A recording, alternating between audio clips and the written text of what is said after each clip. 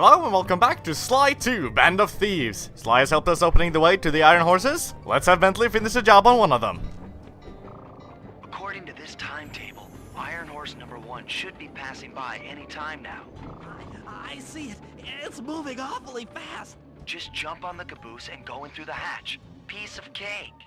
Piece of cake, of course. Well, actually kind of is. It's very conveniently timed, just gonna run past like this. And let's just jump on. Here we go.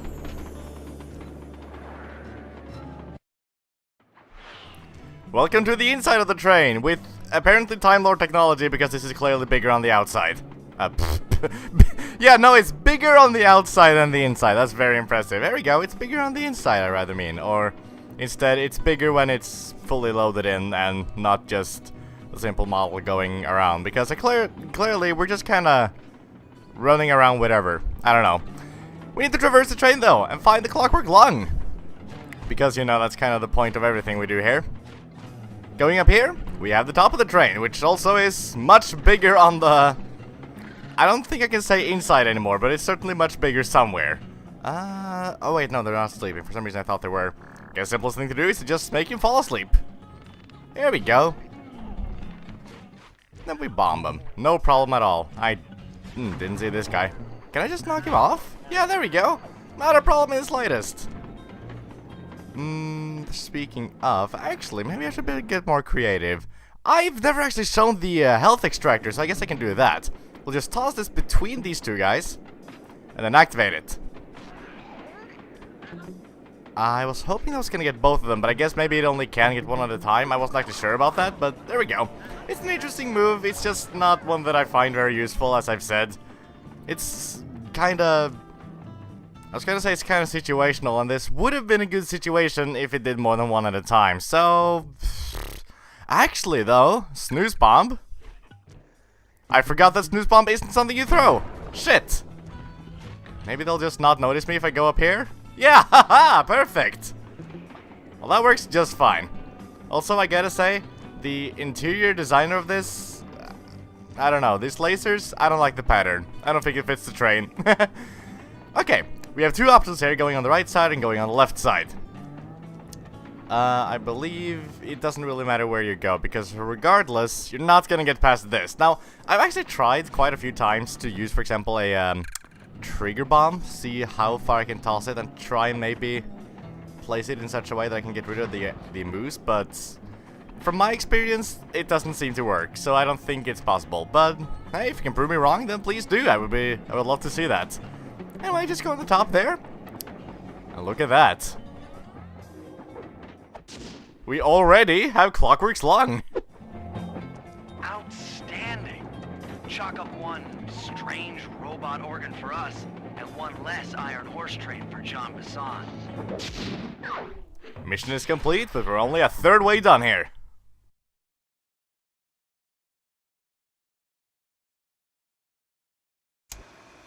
Things are going great. We've already stolen one of Jean Bassan's 3 clockwork parts. However, Iron Horse 2 and 3 are going to be a little tougher to crack. First, I'll need to hop aboard Iron Horse 2 and do a little preemptive RC chopper strike to clear out the air defenses. Once cleared, it'll be up to Sly to work his magic in the interior to get at that second clockwork lung. Murray, you'll need to trap some of the local bear cubs in order to unlock a nearby hand car. We're gonna need it to catch up with Iron Horse number 3. But don't worry, the cubs won't be hurt. Although I can't say the same for the guards. Alright, we have a lot to do, and I think in order to prepare ourselves for that, I think it's appropriate time to go and hunt for some treasure, because we don't really have a lot of money, and we have a lot of moves to talk about. Well, a lot. It's not more than anything usual, but that's still, you know, three's a crowd. And that's a lot, or something. Thankfully, we've actually already seen 2 of the 3 treasures, so if you've been paying attention, you'll know one is on the top of the mountain here. And be careful of the birds, because they can hurt you.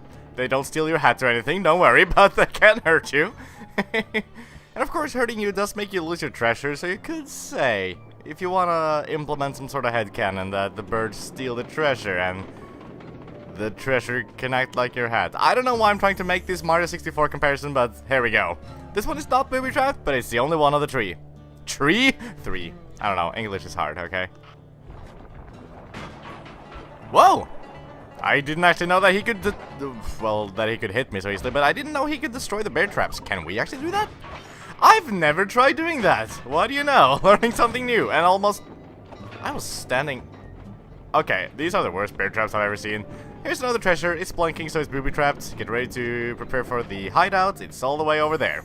You could probably, if you want to time this a bit nicely, you could probably wait for this train to pass, and then you can hang on to it and use that to your advantage. But, you know, as usual, the timer here is pretty forgiving. You can see that it's not quite as forgiving as it has been in the past. They're certainly ramping up the difficulty. This was a bad idea. I'm gonna get shot, aren't I? Okay, this worked out. But, you know, still, I have almost 20 seconds to spare, so there we go. And come to think of it, I was actually selling myself short. We did see the third treasure as well, because it's right here in the cave, and we went here when we collected the 3 balls that are in here. It's this plate, I guess? It's certainly booby-trapped, so we need to run for it. I think going for this exit is most logical one, because I think the hideout is just kind of following this train track, and then we get there eventually. Yeah, there it is. As if you had any doubt, the timer is very forgiving as always, but I feel like I say that every time, but... You know, there's a nice balance to strike there. Either I should stop saying it because it's redundant, or I need to keep saying it because after a certain amount of time, it becomes tradition, or something of that sort. Anyway though, with all that, we should now have plenty of money, certainly enough to buy the last 2 moves. Although I guess just for completion's sake, I'll mention the silent obliteration as well. What do I need to say? You've seen it in action, although we've also seen some very bad examples of it where it seemingly just kinda hasn't worked like it's supposed to, but the idea is that the silent obliteration allows you to silently use the triangle square combo without being noticed by anyone, thus allowing you to take out a lot of guards in succession without even being spotted once.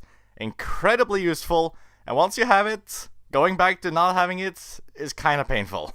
It's also a passive skill, of course, doesn't suck up any special gauge, and doesn't take up one of the special move slots, which I've come to think of is actually a very, very crucial part of what makes a move useful at all if you're playing on the Vita version, because you only have one button there, like I said, you only get the L button.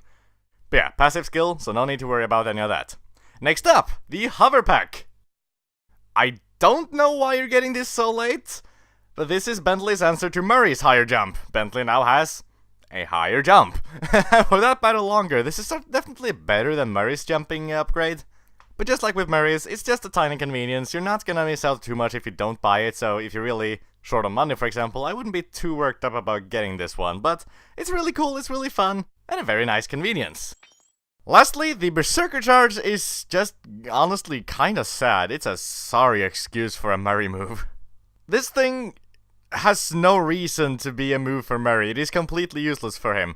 A lot of the moves that Murray gets are just kinda cool ways to insta-kill enemies, because Murray's so strong anyways that attacking moves just kinda are flavor text for him, basically. This move is even worse so, because it doesn't even instant-kill.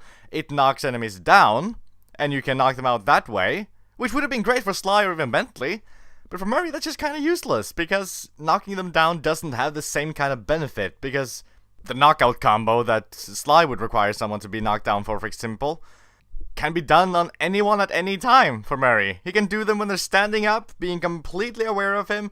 He can do it no matter what, so knocking down an enemy is just a waste of time. Especially since we already have a better move to do that in the Raging Inferno flop, because it has a range to it. You can knock down several enemies, and that's really the only time where knocking down an enemy is actually useful for Murray. A Murray? He's the Murray! But yeah, no, don't bother with this. It's just completely useless. It's a waste of a slot, a waste of a special gauge. If you want flavor text, or to knock down enemies, there are better alternatives. So there we go, and with that, how about we just continue on with our jobs? Going in order of things, I think our next logical objective should be to get into Iron Horse number 2. Heads up, Bentley. Here comes Iron Horse number 2. You and that RC chopper of yours ready? We'll get the job done, provided I can catch up with that train. Indeed, once again we need to actually catch up with the train, and this time it's a slightly more difficult. You might wanna, how about actually, I don't know why my voice went so high there, but whatever. let's try out the hover pack, because it's kind of cool. You jump in the air and then you just sort of do this, you know? It's nice. It's probably... Oh, that train actually kind of slowed me down there. It's probably kind of handy to get onto this train now that I think about it. I didn't really plan it this way, but there we go. And I already kind of lost track of it. Now it's right there. I just didn't want to get freaking... Oh, really? I'm not gonna lie, I didn't actually know that.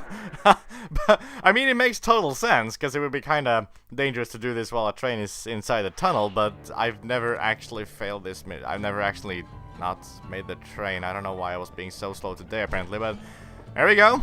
Just make a run for it. Don't worry about freaking hover packs and things, or maybe worry a little bit, because it's cool, and it helped us this time. Are you for real? That was... This is probably pretty painful to watch, but it's finally over.